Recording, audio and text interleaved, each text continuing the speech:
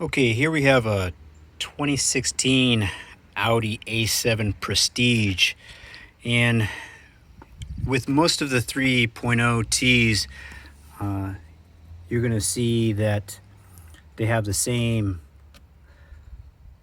coolant crossover. The earlier models have a round one, but still you'll see that underneath here is the thermostat, and of course the water pump on the front here. With this car, I just changed the water pump and the thermostat.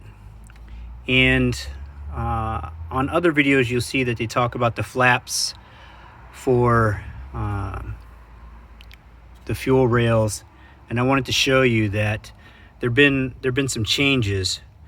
Also, you can see that the coolant crossover is different because it's flat, and this is no longer plastic, it's actually metal. You still have the same tight space constraints, so if you don't buy the tool from Harbor Freight or any other place, Amazon, wherever you buy tools to get in here and loosen up the belts, you're going to definitely have to put this in the service position and take off the front bumper and the grill.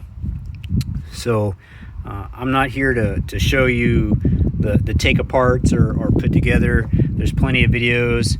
You definitely have to take off the supercharger and the corresponding lines, the fuel lines. You have to take off the vacuum lines.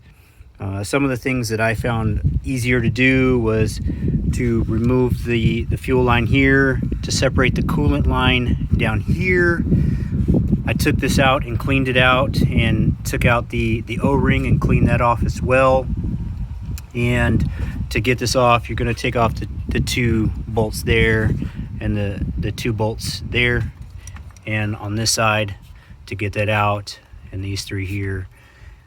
Other than that, it's pretty easy. You might want to go ahead and vacuum everything out before you start taking anything off.